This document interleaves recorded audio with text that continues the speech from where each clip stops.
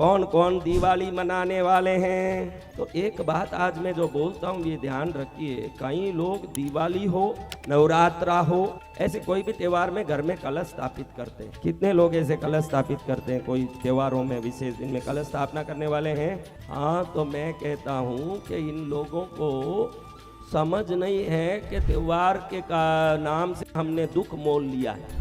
हर त्योहार पूरा होते ही उस कलश को विसर्जित करते हैं। तो ध्यान रखना, कलश का विसर्जन होता है, उसके देवताओं का विसर्जन नहीं होता। आप देवों को ही विसर्जित कर देते हो। ये दिवाली के दिन जितने कलश स्थापित करते हैं, बाद में उनके संकट आते मैंने देखे हैं। आज एक खास बात बताना चाहता हूँ कि ये लक्ष्मी का त्योहार होता है दिवाली जी गुरुदेव, और धनतेरस के दिन सुबह लोग कलश की स्थापना करते हैं, 3 दिन तक उसकी पूजा करते हैं। फिर बाद में जैसे ही अमावास खत्म हुआ, अगले दिन उसको विसर्जित करके बोलते हैं माँ आपको विसर्जित किया। वो सोचते नहीं है कि मैं लक्ष्मी को बोल रहा हूं कि मेरे घर से जा। विसर्जन का अर्थ क्या है? हर भारतीय व्यक्ति ये करता है, आप ही नहीं, सब कर रहे हैं, आप वो ही कर रहे हैं। दिवाली के दिन कलश स्थापित किया, चौथे दिन आप कहते हो कि लक्ष्मी माँ तू जा। तो सुनते ही लक्ष्मी माँ क्या करेगी महाराज? तो विसर्जन लक्ष्मी का नहीं, वो कलश जल का होता है। आपको उस समय ये कहना पड़ेगा कि कलश में स्थापित लक्ष्मी मेरे घर के धन में, जेवर में, मेरे पूजा कमरे में, हर जगह वो स्थापित हो जाएं और फिर मुझे ये जल को विसर्जित करने की आज्ञा दें। लक्ष्मी तो वहीं रहना पड़ेगा। लक्ष्मी को ही विसर्जित कर दी, कोई ज्ञान है न कोई ठोर ठिकाना। हम कथा सुनने जाएं, हम बैठे उधर भजन करें, इधर वो करें, घर में दुख तो मिटता दिखा नहीं। आज तक मैंने कोई भी सभा में पूछा कि आप इतना दिया करते हो, कोई देवता आए क्या? आज भी देवता प्रत्यक्ष प्रभावी। आप भी बोलो, इस पंडाल में चंदन की बरसात करके दिखाता हूं। जो बोलो वो सुनने के लिए देवता हरदम तत्पर है, लेकिन आप लोगों में उनको किस विधि से मनाना ये विवेक नहीं है। समझ रहे हो बात? आप लक्ष्मी को ही बोल दोगे कि जा। अब सुनी, लक्ष्मी घर में जिस जिस चीजों में है उन सब से निकल जाएगी कि नहीं? आपने बोल दिया कि जा भाई लक्ष्मी अब घर से जाओ। लक्ष्मी का विसर्जन नहीं होता। नवरात्रि में दुर्गा का विसर्जन नहीं होता। नवरात्रि पूजा कर रहे हो तो माँ का कहना कि हे शक्ति, जिन जिन अंशों में इस घर में तू निवास करती है उन जगहों में तू प्रवेश करके सदा के लिए इस घर की रक्षा करना। मैं इस जल का विसर्जन करता हूँ। किसका विसर्जन करता हूँ? जल का विसर्जन। जल का विसर्जन होगा, देवताओं का नहीं। जिनको भेजना था तो बुलाया किस लिए है? वो हमारे घर में रक्षा करेंगे, इसीलिए तो उनकी पूजा की। वो जा ही लेंगे तो फिर पूजा किसकी? जो दुर्गा है, अस्त्र शस्त्रों में, घर में जिस जिन चीजों में शक्ति है उसमें निवास करती है। लक्ष्मी गहने में, पैसे में, घर के पूजा कमरे में निवास करती है।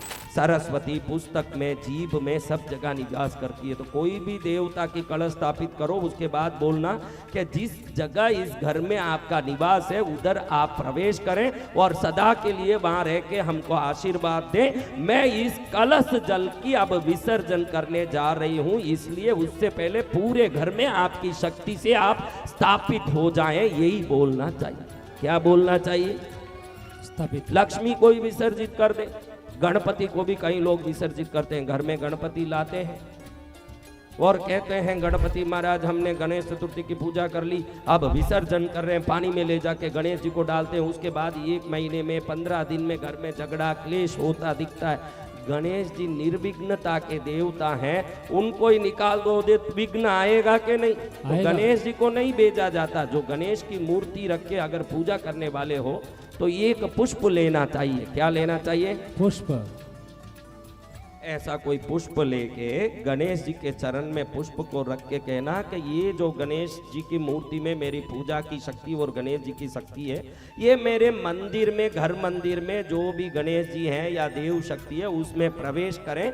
अब मैं इस प्रतिमा की विसर्जन करती हूँ, गणेश जी की नहीं। किसकी करती हूँ? प्रतिमा की विसर्जन। मैं इस प्रतिमा की विसर्जन अब कर रही हूँ। गणेश जी आप मेरे घर में रहिए। गणेश जी वहीं रहेंगे, वो प्रतिमा चली जाएगी और आपके जीवन में सदा हर काम में निर्विघ्नता प्रकट होगी। बोलिए सदगुरु गणेश जी को ही भेज दोगे। हम लोग देखो अब क्या करते हैं, आप बराबर देखे नहीं, अग्निकुंड में क्या करते हैं पंडित जी, सब पूजा होने के बाद ऐसे पुष्प लेते हैं ऐसे, और पुष्प लेके यहाँ ला के डालते हैं। क्या डालते हैं? अग्निकुंड में रही हुई पद्मावती, अग्निकुंड में रहे भैरव जी, ये पुष्प के माध्यम से आप चलो अग्नि से, क्योंकि अब वो कार्य पूरा हो गया है। आओ और ये कुंभ में स्थापित हो जाओ, वहां से रोज लाके यहाँ उनकी शक्ति को भर रहे हैं। दिनों दिन ये शक्ति बढ़ रही है, पूरी किक्कर बाड़ा रूपा का कल्याण कर देगी ये शक्ति। क्या करेगी? कल्याण करेगी गुरुदेव। हाँ, वो शक्ति वहां से रोज यहाँ आ रही है, विसर्जित नहीं होता। देवता को जो विसर्जित करता है बुलाएगा ही नहीं।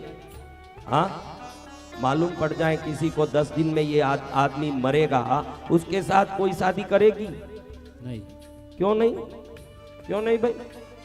मरेगा नहीं तो 10 दिन बाद भेजने वाले को बुलाया क्यों? फिर जब 10 दिन बाद मरने वाले से शादी नहीं करोगे तो 10 दिन बाद भेजने के लिए बुलाते क्यों हो? वो हमारे घर में रहेंगे तो घर की रक्षा करेंगे, इसलिए बुलाया जाता है। उन देवताओं का कदापि विसर्जित मत करो। विसर्जन तो प्रतिमा की या वो कलश के जल की और नारियल की होगी। वो देवता आपके घर में रहे, ये प्रार्थना कर लोगे, वो खुश होके घर में रहेंगे तो हर जगह रक्षा करेंगे, हर काम में धन दौलत देंगे आपको, आपका कल्याण उससे होगा। इस दिवाली को कौन कौन कलश स्थापित कर रहे हैं? इतने साल तो लक्ष्मी को रवाना किया कि नहीं? इसीलिए अभी तक एक भी कथा करने की योग्यता नहीं आई, अभी खाली एक हवन करने की योग्यता आई है थोड़ी सी। अगर लक्ष्मी को बैठा के खुश करके उसको घर में ही रख लोगे तो 1 महीने में कृष्णगिरी आओगे कि मुझे चंडीगढ़ में बड़ी कथा करानी है, महाराज आप आशीर्वाद दीजिए, मैं कथा कराऊं, बड़ा सा भक्ति करूं, बड़ी सी भक्ति भजन कराऊं महाराज। कब आएगा शक्ति? जब होगी लक्ष्मी अपने साथ में, तब क्या होगा? तो किसी देवता, जिन देवता को बुलाते हो, कभी वस्तुओं का विसर्जन होगा, देवों का विसर्जन नहीं होगा, ये ध्यान रखिए सदा।